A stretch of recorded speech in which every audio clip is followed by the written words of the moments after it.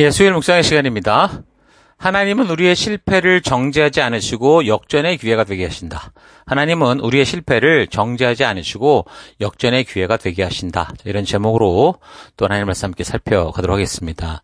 어제 우리가 볼 때 이제 세상은 마치 아웃 오브 컨트롤 상태인 것 같지만 사실상은 하나님께서 이미 분명한 삶의 기준을 주셨고 그 삶의 도와 기준에 의해서 모든 사람들의 삶이 어떤 길을 걷고 있는지를 분명하게 알게 하는 그 언더 컨트롤 상태인 것을 우리가 생각했습니다.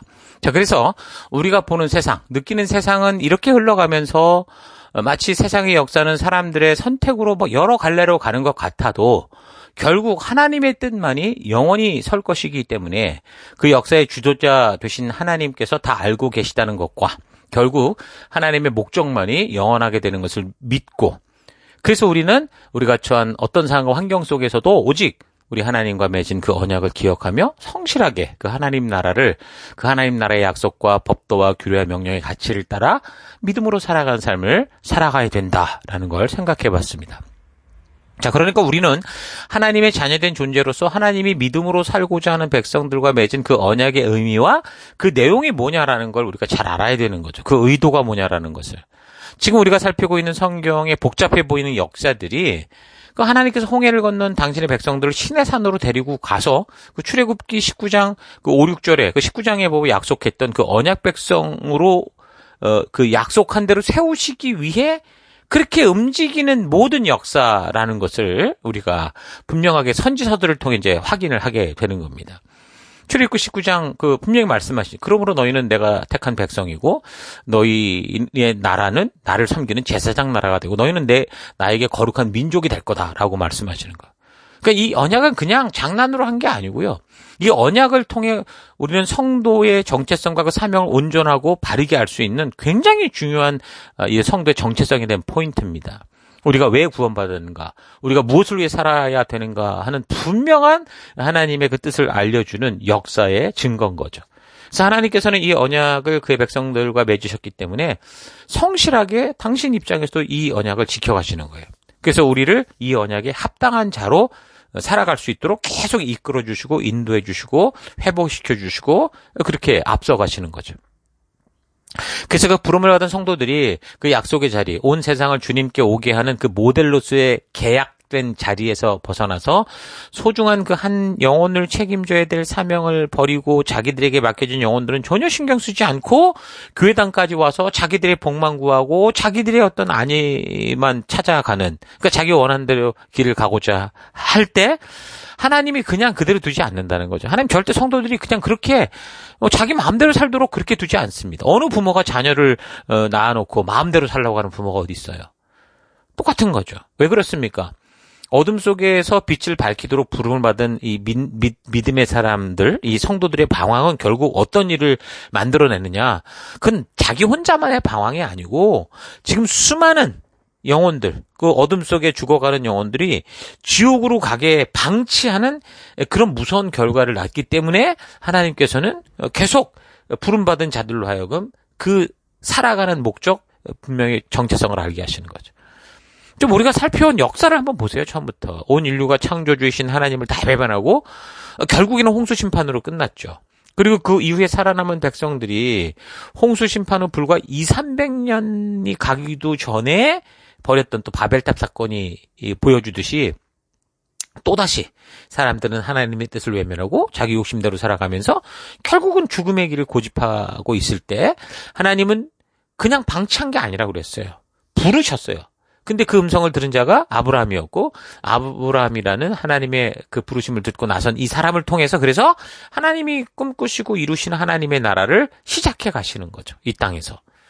그래서 이제 아브라함의 후손들이 중요한데, 근데 그 후손들이 흉년 때문에, 가나안의 흉년 때문에 잠시 피해 내려갔던 이집트에서 그냥 거기가 좋사오니 하고 400년 이상을 머물렀잖아요. 그러니까 자기 편리대로, 편리를 따라 살아갔던 거죠. 근데 시대가 흘러가면서 그 이집트의 새로운 통치자가 섰고, 이 인구수를 보고 박해를 시작했고, 결국에는 40~50년 뒤면 이 히브리 민족이 완전히 이 역사 속에 사라질, 그러니까 하나님의 약속을 하는 이 족속들이 사탄의 어떤 그 거짓에 의해 완전히 없어질 뻔한 위기였단 말이에요. 그래서 하나님께서 이 조그만 나라 이스라엘, 자신들의 편리를 따라 행동하는 나라, 훅 불면 없어질 것 같이 먼지 같은 이 백성들을 그 죽음의 이집트에서 그 하나님의 전적인 사랑과 은혜로 구원하시죠. 그래서 그들을 구원한 그들을 어디로 데려갔냐면 시내산 언약의 장소로 그들을 이끌었던 거죠. 그리고 그곳에서 너희가 누군지를 확실하게 알고 너희를 부른 내가 누군지를 알게 하는 그런 일들을 하셨던 거예요. 그래서 그들을 이제 이 어두운 땅, 이 세상 속에 살아갈 때에 이 젖과 꿀이 흐르는 이 축복의 땅 가나안이 아니라 사실은 거기는 가나안 사명의 땅을 말하는 거 아닙니까? 그래서 너희가 그곳에 들어갔을 때 이집트처럼 살지도 말고 그 가나안 7족속들처럼 살지도 말고 지금 내가 이 시내산에서 보여주는 우리 하나님 나라의 법도와 규례와 명령을 따라 하나님이 직접 그의 나라 백성들이기에 주신 그 말씀대로 순종하는 삶을 살아서 지금 어둠 속에 그 어둠의 나라에서 죽어가는 이 인간들에게 참된 생명의 나라, 하나님의 나라로 들어올 수 있는 그런 빛과 소금이 되달라, 열방의 제사장 나라가 되달라라고 하셨던 거죠. 그런데 그렇게 사명을 가지고 약속의 땅에 들어가서 정착하기 시작한 이 이스라엘 족속들이 그 사명과 약속을 잊어버리고 그 땅에서 빛과 소금, 전도자, 증인의 삶이 아니라 오히려 저들에게 감염돼 버렸고, 그래서 그 가나안 족속들이 결국은 용서받지 못하고 심판받을 수밖에 없었던 그 죄악의 원인 우상 숭배에 이들이 빠진 거예요. 그래서 저들을 구원하신 하나님을 금송아지 형상으로 바꿔버렸고 강대국의 강한 신들이 최고라고 거기에 빠져서 여러 나라 우상들을 끌어들이고, 여러분 그래서 세상 역사가 볼 때는요 이 히브리인들이 유일신이 아닌 다신을 섬기던 민족이다라고 평가할 정도로 이들이 그렇게 우상 숭배에 빠져 살았던 거예요. 그러면서 하나님과의 약속의 길로 돌아오지 않으니까 결국 어떻게 돼요? 아무리 어떻게 안 되니 하나님이 결국은 이들이 선택한 그 길로 가게 할 수밖에 없잖아요. 그렇다면 너희가 그렇게 강한 신이라고 믿고 그렇게 대단해 보이는 그 나라로 가라 그러면 그들이 손으로 만든 그 나무 조각, 돌 조각 섬기면서 노예로 한번 살아봐라. 그 현실을 봐라. 라는 그런 식의 역사가 흘러간 거야. 그래서 결국 자신의 정체성과 사명을 잃고 하나님의 형상을 금송아지로 바꾸고 끝까지 그것을 쫓아가던 북왕국은 아수르에 의해서 완전히 패망해버렸고, 그래서 그 메소포타미아 온 지방으로 다 흩어져 버렸죠. 그리고 예루살렘 성전을 두고도 늘 산당에서 우상숭배를 하던 남쪽 왕국도 결국에는 바벨론에 의해 망하고 포로로 잡혀가서 노예의 삶을 살게 된 거예요. 그런 역사 속에서 정말 하나님의 말씀처럼 그런 강대국의 신들이 얼마나 의미 없는 신이고 무능하고 단지 그 어떤 그 권력을 가진 인간들이 만들어낸, 그러니까 자신들의 욕심, 자신들의 권력, 기득권을 지키기 위한 종교, 그러한 종교라는 사실을 직접 이제 그 고통 속에 보고 배우는 삶을 살게 되는 겁니다. 그러니까 성도가 하나님이 부르시니 부르심을 잊어버리면, 사명을 잊어버리면 결국 세속의 노예가 되는 거예요. 하나님은 여러분을 죄의 노예에서 구원해서 하나님 나라의 주인이 되게 하셨는데 그 부르신 사명과 정체성을 잊어버리면 다시 스스로 그 죄의 노예가 되고 열강 문화의 노예가 되고 마는 거죠. 그래서 그런 이스라엘이 열강들에게 잡혀가서 노예가 돼 보니까 그렇게 강해 보이던 이방의 우상들이라는 게 전부 사람의 손으로 만든 조작일 뿐이고, 보이기에는 너무 어마어마하고 커 보이는데 사실은 아무것도 아니다. 저건 돌멩이다. 나무 조각이다라는 걸 뼈저리게 느끼게 되죠. 반면에 지금 자신들의 눈에 보이지도 않았고 자신들의 요구대로 움직이지 않는 것 같았던 그 하나님, 그 하나님은 오히려 정말 살아계신 걸 확인하는 거예요. 어떻게?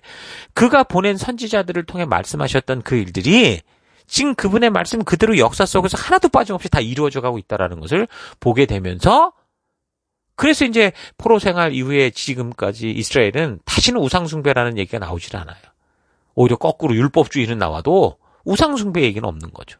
그러니까 이 세상의 우상은 전부 인간들의 욕심의 산물일 뿐이고 오직 하나님만이 살아계셔서 역사의 주관자 되시고 이 땅을 주도하는 유일한 분이다라는 사실에 대해서는 아주 확실하게 훈련이 됩니다. 그래서 그곳 바벨론의 포로로 잡혀간 곳에서 그동안 선지자들을 통해 말씀하셨던 그 말씀들을 같이 모으는 거예요.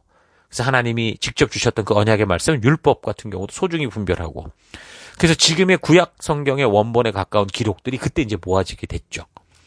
노예로 잡혀간 그곳에서 하나님의 살아계심과 역사하심을 알게 되었기에 그 후 이들은 정말 그 율법을 소중히 여겼고 말씀을 소중히 여겼고 그 말씀대로 사는 것의 중요성을 깨달아 성실하게 말씀대로 살고자 하는데 근데 역사를 보면 예수님 시대에 그런 열심들이 장로들의 유전을 만들어냈고 결국은 이게 또 그냥 너무 이 극우로 빠진 거죠. 율법주의에 빠지고 맙니다. 쉽게 말해서 포로 전에는 극좌파 우상숭배였다면 포로 후에는 극우파 율법주의가 돼가지고 하나님의 진심을 계속 보지 못하고 결국 하나님의 아들 예수 그리스도께서 오셔서 그 잘못된 모든 것들을 드러내시고 이제는 더 이상 인간들이 아닌 하나님이 만든 하나님의 성전을 통해 하나님 나라를 이루어갈 수 있는 그 일들이 벌어질 수밖에 없는 그 상황까지 간 겁니다. 그래서 이 시대를 사는 우리도 참 조심해야 될 일이에요. 하나님을 믿노라 하면서도 늘 세상을 기웃거리고 우상숭배에 빠져 살아가는 것도 참 문제인데 이게 교회 안에 와서 너무 극우파가 되는 거죠. 너무 율법주의가 돼서 하나님을 믿는다는 열심이 오히려 하나님의 마음을 곡해하고 하나님의 영광을 가리게 하는 일들이 너무 많죠. 그러니까 이사야 1장에서 우리가 살폈던 것처럼 그 예배당에 와서 한다는 그 꼬라지들이 하나님이 도저히 볼 수 없는 완전히 우경화된 그 이상한 그 종교주의에 빠진 것을 탓하시고 책망하시잖아요.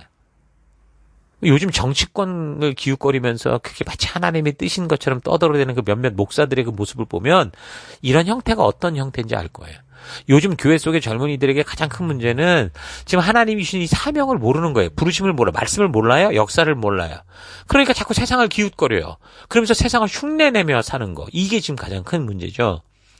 이스라엘 족속들이 항상 강대국의 신을 동경하고 저들의 본능을 추구하며 따라 살아갔던 것처럼 이 강대국의 신이라는 게 결국 저들의 욕심과 느낌대로 사는 문화를 말하는 건데 오늘날 교회 속의 청소년, 청년, 장년들 할 거 없이 다 그런 세상 문화에 심취해 있고 푹 빠져 살아가고 있습니다. 마치 아시리아나 바벨론의 포로로 잡히기 바로 직전의 그런 상태. 그러니까 도저히 하나님 믿지도 않고 그렇다고 종교를 버린 것도 아니고 완전히 하나님을 금송아지로 만들어 놓은 그런 삶을 살고 있는 거죠. 여러분 우리는 이 역사를 통해 이런 사태를 볼 수 있어야 돼요. 많은 청소년과 청년들이 이미 이런 문화에 빠져 그런 세속을 향해 가버리는 경우가 너무 많잖아요. 지금 교회 안에 청년들이 없다고 하고 사실 우리도 좀 그게 큰 심각한 문제입니다. 왜 그럴까요? 아이들이 지금 중고등학교 때 공부가 우상이 돼버려가지고서 우상으로 부모들이 만들어버려서 아니 고3이 되면 하나님이 뭐가 없어요. 하나님도 너 이해할 거야. 이런 식이 되니 그럼 아이들이 고3 열심히 공부 준비해서 대학교 가면은 그 똑똑한 머리로 하나님 앞에 온전히 돌아와서 그 하나님의 마음과 뜻을 따라 살아가느냐? 그렇지 않더라는 거죠. 오히려 그런 기회가 이거 하나님께 가지 않아도 되는구나. 우리가 필요할 때만 가면 되는구나. 이렇게 돼버리는 거예요. 그래서 다 교회를 떠나가는데 그러고 나서는 교회마다 젊은이가 없다고 난리죠. 그나마 현재 교회에 남아있는 청년들을 보면 너무 극우파 율법주의적 교육을 받은 사람들이 많아요. 그러니까 교회에 딱 이렇게 떠나지 않고 있는데 그렇다고 말씀대로 오는지도 않고 말씀도 몰라요. 자꾸 세상의 문화를 교회 안으로 끌고 들어와가지고 흉내내고 이렇게라도 사람들을 오게 해야 되지 않느냐. 세상을 향해 가게 하지 말아야 되지 않느냐. 교회를 완전히 무슨 오락 집단으로 만들려고 하는 그런 일들이 너무 많죠. 그러다 보면 세상에 즐기고 추구하는 그 재미를 자꾸 강조하게 되잖아요. 그래서 하나님 말씀대로 살면 재미없다는 게 아니라 그런 하나님 주신 삶에서 느끼고 깨닫게 되는 그런 하늘이 주신 하나님이 준비하신 진정한 영원한 생명으로 가는 재미가 아니라 세상이 추구하고 자극하는 그런 본능을 자극하는 그런 재미를 자꾸 강조하게 되면서 단지 그것을 교회 안에서 그렇게 행하게 되니까 그런 재미는 사실 거룩한 재미가 아닌데 그게 마치 재미인 것처럼 교회 문화가 세상 문화와 다를 바 없는 그런 착각을 하고 있는 거예요. 그리고 대부분 교회 안에서 재미있게 하자고 말하고 추구하는 방법은 일단 보면은 하나님의 말씀을 안 듣는 게 얘들은 재밌는 거예요. 어디를 가더라도 그냥 말씀은 조금 듣고 그 다음에 자기도 하고 싶은 거 하는 거. 그러면서 전부 그거를 교회 문화다, 애들을 전하는 방법이다. 전부 이루고 있는 거죠. 핵심은 다 빼들어 버리고. 그게 지금 이사야 1장에서 하나님이 정말 분노하시면서 안타까워하시고 가슴 아파하는 그 일인데 오늘날 교회가 그렇게 살고 있다라는 거죠. 안타까운 일이죠. 지금 우리가 살피는 이스라엘의 이 역사를 보면 이런 삶을 추구하다가 결국 바벨론의 포로로 잡혀가는 일들을 겪어야만, 그러니까 완전히 끝장이 나야 비로소 이제 그게 얼마나 의미 있었던가라는 걸 알게 된다는 건데, 그래서 우리가 좀 함께 이 시대에 정말 이런 역사를 바르게 알고 깨어서 그런 노예의 삶을 살아가는 고통 속으로 빠져들기 전에 다르게 각성하고 회개해서 하나님의 말씀의 길로 온전히 설 수 있는 그런 일에 우리 교회가, 우리 모두가 함께 지혜를 모으고 힘을 모았으면 좋겠습니다. 분명한 것은 성도들에게, 하나님과 언약을 맺은 백성들에게 하나님께서 직접 주신 하나님 나라의 백성들이 살아갈 법도와 규례와 명령은 부름을 받은 삶을 살아감에 있어서 가장 중요한 요소라는 거예요. 그러니까 우리는 향방 없이 살질 않아요. 아무런 눌도 없이 경기를 하는 게 아니라고요. 모든 성도의 삶에 기준이 있습니다. 하나님이 주신. 뿐만 아니라 이 기준이 결국은 온 세상이 심판받게 될 기준이 되는 거예요. 그래서 세상의 역사는 신의 산 언약에 따라 신명기 28장이나 레위기 26장의 말씀처럼 하나님 말씀대로 순종할 때 흘러가는 역사, 축복의 역사, 그렇지 않고 불순종으로 살아갈 때 흘러가는 역사, 저주받는 역사, 이렇게 이제 갈라지게 되는 거죠. 그래서 우리가 학교에서 배우는 이 세상의 역사는 수없이 다양한 민족과 족속들과 저들 속에 벌어진 사건들로 이렇게 기록되어 있는 것 같지만, 근데 왜 이 세상의 역사가, 자기 나라의 역사가 그렇게 흘러가고 있는지 모르는 거예요. 그러니까 자꾸 신화를 만들어내고 이상한 그 이야기를 꾸며내죠. 그러니까 이런 인간의 존재에 대한 거는요, 성경이 아니고서는 아무도 바르게 분별하고 해석할 방법이 없습니다. 세상은 그러다 보니까 세상이 진화론이라고 하는 확률도 없는 도박을 하면서 자신들의 시작이 우연이다. 우연히 이렇게 됐다.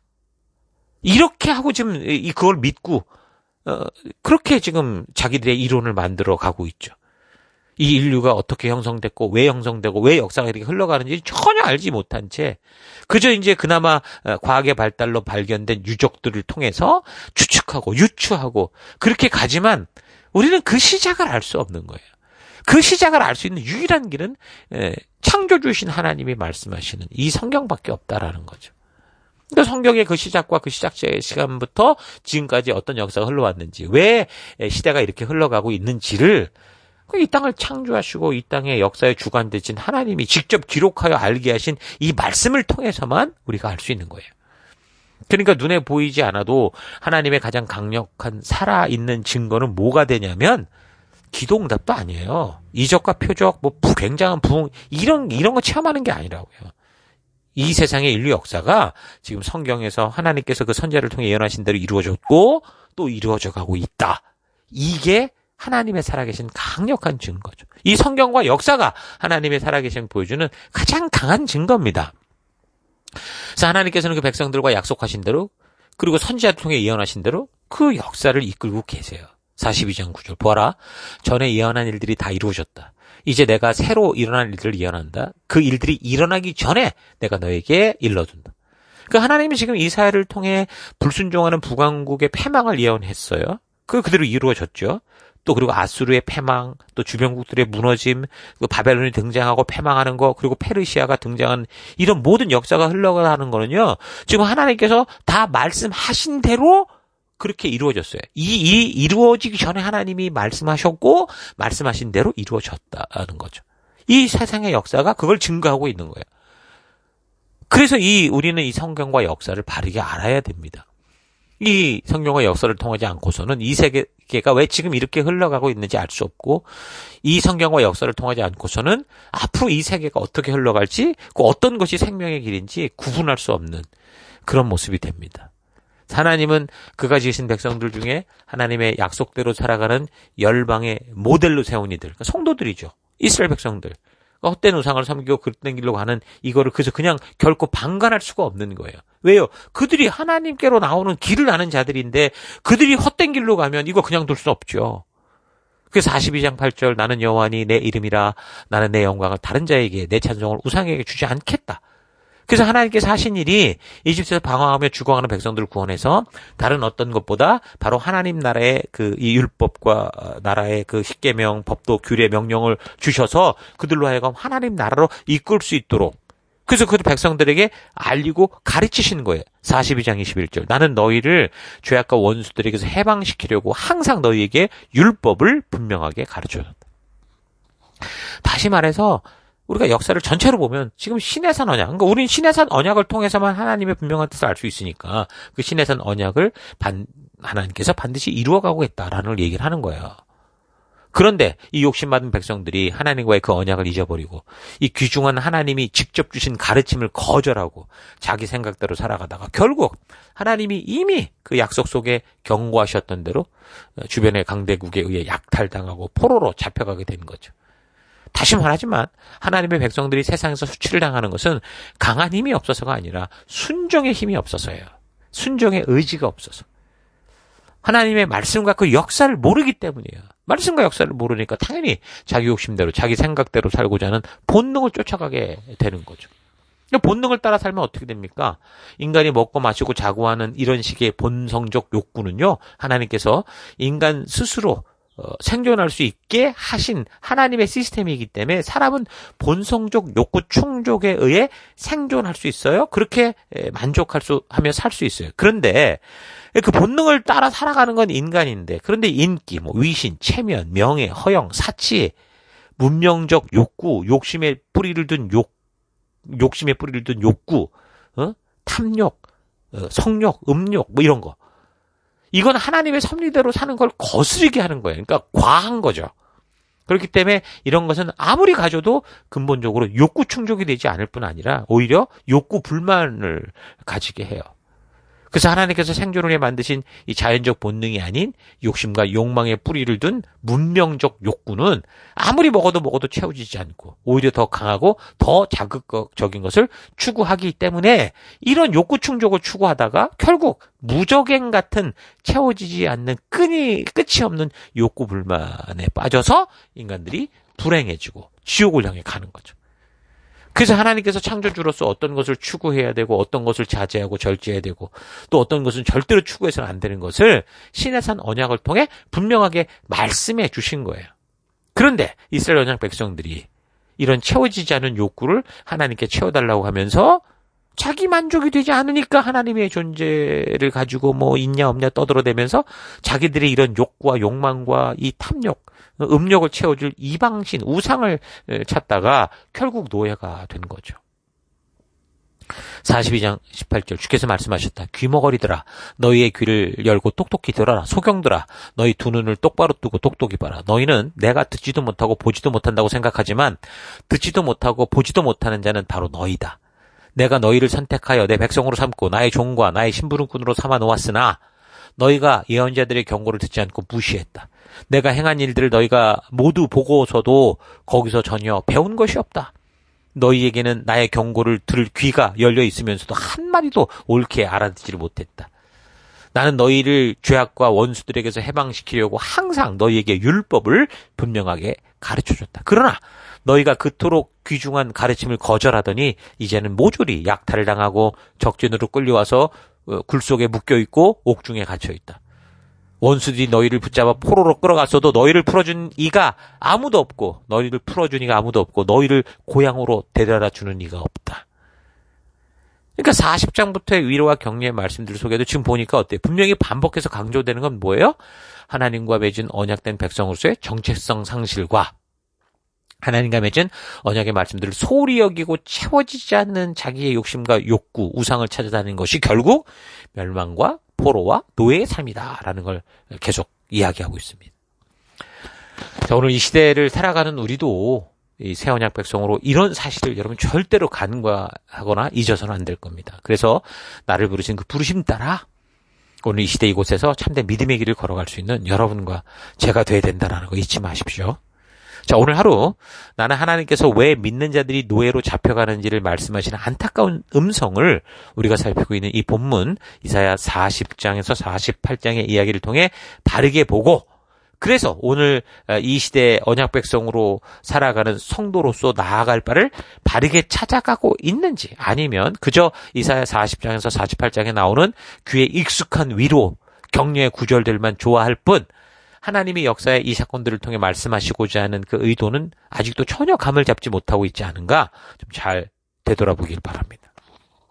하나님은 우리가 태어나 살아가며 하나님의 전적인 은혜로 하나님의 자녀됨을 알고 언약 백성된 부르심을 알 때부터 지금 이 순간까지 우리가 성공적으로 살았든 많은 실패를 하며 살았든 이런 모든 삶의 성공과 실패 사건들을 통해 하나님의 진정한 뜻을 그 마음을 알아갈 수 있도록 하기를 원하시죠. 우리의 삶에서 얼마나 성공적이었냐, 얼마나 실패가 많았냐보다 그래서 중요한 것은 그것을 통해서 하나님의 뜻을 알게 되고 언약 백성된 정체성을 바르게 깨달아 우리의 삶의 어떤 상황과 환경 속에서도 부르심받은 하나님의 자녀답게 살아가게 되는 겁니다. 삶의 모든 사건을 통해 그런 바른 정체성의 깨달음과 부르심에 따라 사는 삶이 없을 때 절망이 오는 거예요. 42장 23절 너희 가운데에는 이런 일을 당하고서도 깨닫는 이가 아무도 없느냐. 이토록 무서운 경험을 하고서도 귀 기울여 나의 가르침을 듣는 사람이 아무도 없느냐. 도대체 누가 이스라엘 백성을 강도 떼에게 넘겨주고 야곱의 후손들을 약탈자들에게 내어줬느냐. 그것은 바로 여호와께서 하신 일이 아니냐. 우리가 주께 불순종하고 범죄하였기 때문에 주께서 우리를 원수들의 손에 넘겨주신 것 아니냐. 우리가 주님의 말씀에 따라 살려고 하지 않았고 주님의 율법을 무시하며 죄를 지었기 때문이다. 그렇기 때문에 주께서 이스라엘에게 무서운 진노를 쏟아 징벌하시고 엄청난 전란에 빠뜨리셨다. 주님의 분노의 불길이 사방에서 밀려와 이스라엘을 태워 없앴으나 그들은 조금도 깨닫지 못했다. 주께서 내린 분노의 불꽃이 이 백성을 태웠으나 그들은 조금도 제정신을 차리지 못했다. 그러니까 하나님은 실패하면 혼난다, 죽인다, 협박하는 분이 아니시라는 거예요. 그런 실패를 통해 오히려 자신의 정체성을 바르게 깨달아 더 단단하게 하나님의 언약 백성으로 거듭나기를 원하시는 분이시죠. 매일 현실에서 무엇인가를 해야 하고 어떤 일을 하게 되든지 결국 성공 또는 실패할 수밖에 없는 우리에게 세상은 성공과 실패를 가지고 사람을 평가하고 단정지음으로 많은 사람들을 절망하게 하지만 하나님 안에서는 성공이든 실패든 그것을 통해서 더욱더 하나님의 백성답게 자라가는 기회가 된다라는 거 잊지 마십시오. 실패를 통해 배우십시다. 실패를 통해 우리 자신의 언약 백성된 정체성을 바르게 깨달읍시다. 실패를 통해 이런 실패의 삶이 일상화되는 게 아니라 축복된 삶을 누리게 하는 하나님의 말씀의 의도를 깨닫는 그런 시간이 되기를 바라요. 그러므로 각자가 번뇌받은 삶의 더 곳곳에서 실패든 성공이든 두려워하지 마시고 그런 삶의 사건을 통해 바른 자신의 정체성을 깨달아 하나님 부르신 그 믿음의 길을 담대히 걸어가는 성숙한 하나님 백성들 되기를 주의 이름으로 축원합니다. 오늘 하루도 힘내십시오. 잠시 기도하겠습니다. 하나님은 너무도 정확하게 너는 내 것이다. 나를 위해 지은 내 자녀다라고 분명하게 우리의 정체성을 알리시며 하나님 자녀답게 살아가게 하시는데 이 어둠 속에서 빛된 백성 되어 하나님께로 인도하는 길을 알리는 삶이 아니라 이 어둠 속에서 함께 그 어둠이 추구하는 것들을 따라 살았던 것 회개합니다. 나를 택하시고 구원하여 하나님의 언약 백성 되게 하신 우리 하나님께서는 절대로 변치 않으시며 절대로 나를 포기하지 않으시고 주님 만나는 그날까지 끝까지 나를 인도하며 이끄신다는 사실을 잊지 않고 내 매일의 삶에서 만나는 성공과 실패를 통해 더욱더 주의 백성으로 거듭나 빛된 삶 사는 내가 되기 원합니다. 우리 하나님께서 직접 우리에게 주신 이 언약의 말씀이 우리를 모든 죄악과 원수들에게서 해방하게 하여 참된 자유와 축복을 누리게 한다라는 사실을 잊지 않고 주님 주신 그 법도와 규례와 명령의 의도, 그 가치를 바르게 알고 그 뜻대로 살아가는 내가 되기를 원합니다. 우리 안에 있는 어떤 어려움도 하나님은 어떤 우리의 실패도 그냥 해프닝으로 끝내는 게 아니라 이것을 통해 우리를 성장케 하신다는 거 잊지 않고 오늘도 담대히 말씀의 가치를 따라 우리가 실패든 성공이든 담대히 나아가는 그런 내가 되길 원합니다. 그 길로 이끄시고 인도하신 하나님 감사드리고 예수님 이름으로 기도했습니다. 아멘.